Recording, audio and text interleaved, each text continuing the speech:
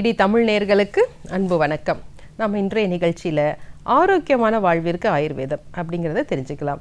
நம்ம நிகழ்ச்சியில் ஒவ்வொரு நாளும் ஒரு மூலிகை பற்றியோ ஒரு உணவு பற்றியோ அல்லது ஒரு நோய் பற்றியோ சொல்கிறோம். சரி, ஆயுர்வேதம்னாலே என்றைக்குமே ஆரோக்கியத்திற்கான அடிப்படை. சரி, சின்ன சின்ன விஷயங்களாக நம்ம என்ன மாற்றிக்கிட்டோம்னா ஆரோக்கியமாக இருக்கலான்னு பார்க்கலாம். ஃபஸ்ட்டு வயிற்றுலேருந்து தொடங்குவோம். ஏன்னா வயிறு சரியாக இருந்தால் தான் மனம் சரியாக இருக்கும். ஒருத்தருக்கு ஆரோக்கியம் என்பது உடலும் மனமும் சார்ந்ததான் ஆரோக்கியம். அவர் உண்ணுகின்ற உணவே அவருடைய மனசை கட்டுப்படுத்த வல்லது. அப்போ நல்லா பசிச்சு சாப்பிடணும். காலையில் எந்திரிச்ச உடனே டீ காஃபிக்கு பதிலாக நமக்கு கொத்தமல்லி நம்ம கஷாயமாகவோ, அதை டீ நம்ம சொல்லிக்கலாம், கொத்தமல்லி கஷாயமாகவோ அது கூட கொஞ்சம் இஞ்சி சேர்த்தோ அல்லது புதினா சேர்த்தோ நமக்கு ஏற்ற வடிவில் நம்ம சாப்பிடலாம். முக்கியமாக வயதானவர்களுக்கு இதை பழக்கப்படுத்தணும். காலையில் நம்ம பசிக்கிறதுக்கு அந்த கஷாயத்தை குடிக்கலாம். அதன் பிறகு நன்கு பசித்த பிறகு அவர்களுக்கு இளம் வெதுவெதுப்பான உணவு, ஆயுர்வேதம் என்றைக்குமே குளிர்ச்சியான உணவுகளை சாப்பிட சொல்கிறதே கிடையாது. சில்லுன்னு சாப்பிடவே கூடாது. ஏன்னா வாதம் அதிகரிக்கும், செரிமான கோளாறு ஏற்படும். இளம் சூடான உணவுகள், கொஞ்சம் பச்சை பயிறு சேர்த்தோ அல்லது நமக்கு வேணுங்கிற காய்கறிகளை வேக வைத்து, ஏன்னா ஆயுர்வேதத்தில் நீங்கள் வறுத்து சாப்பிடணும், பொரிச்சு இன்றைக்கு இருக்க மசாலாலாம் பார்த்தீங்கன்னா ரொம்ப ஆச்சரியமாக இருக்குது. அது எந்த புத்தகத்துலேயும் நமக்கு கிடையாது.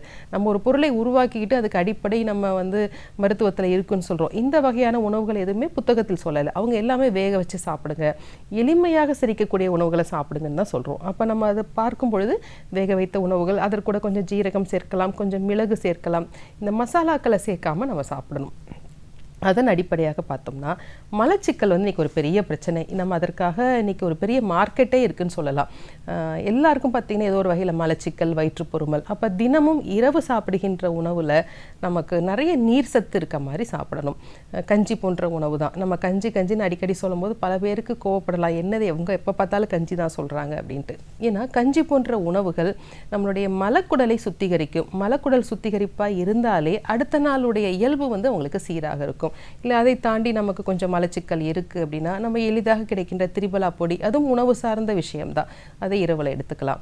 இப்படி நம்ம பசி சீராக இருக்குது, மலச்சிக்கல் சீராக இருக்குது, மலச்சிக்கல் இல்லாமல் உணவு சீராக செரிமானம் ஆகுதுனால உங்களுக்கு நல்ல தூக்கம் வரும்.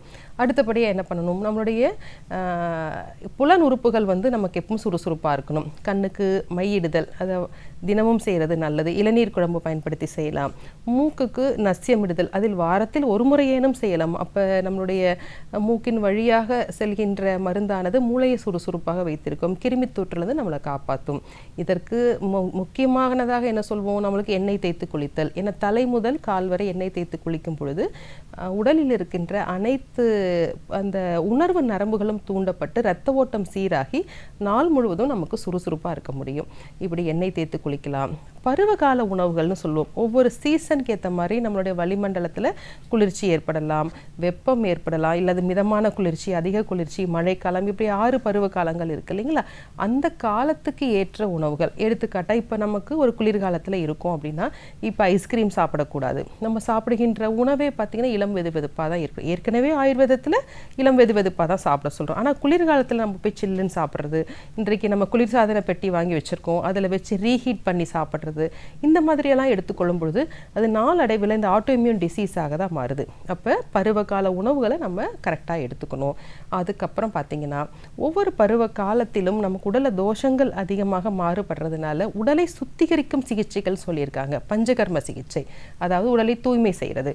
அது வாந்தி செய்வித்தலாக இருக்கலாம், அல்லது பேதிக்கு கொடுத்தலாக இருக்கலாம், அல்லது நசிய சிகிச்சையாக இருக்கலாம், அல்லது வஸ்தி சிகிச்சையாக இருக்கலாம், அல்ல ரத்த மோட்சணம் சொல்கின்ற குருதியை வெளியேற்றுதல் சிகிச்சை.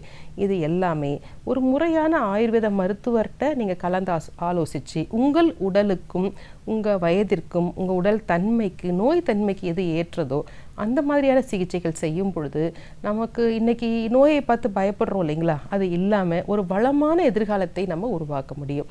ஆயுர்வேதம் என்றைக்குமே ஆரோக்கியத்திற்கான அடிப்படை விஷயங்களை செய்யுது. கடைசியாக பார்த்திங்கன்னா மனசை கண்ட்ரோலில் வச்சுருக்கணுன்னா இன்றைக்கு இருக்க மிகப்பெரிய பிரச்சனை நம்மளுடைய மொபைல் பயன்பாடு தான். அதை தவிர்த்து நல்ல புத்தகங்களை படித்து ஆரோக்கியமான விஷயங்களை நம்மளுடைய மனதிற்கும் கொண்டு செல்லும் பொழுது இந்த சமுதாயமே ஆரோக்கியமாக இருக்கும். சரி நேயர்களே, இன்றைக்கு ஆயுர்வேதம் கூறும் ஆரோக்கிய விஷயங்கள் சிலவற்றை தெரிந்து கொண்டோம். வேறொரு நிகழ்ச்சியில் சந்திக்கலாம். நன்றி.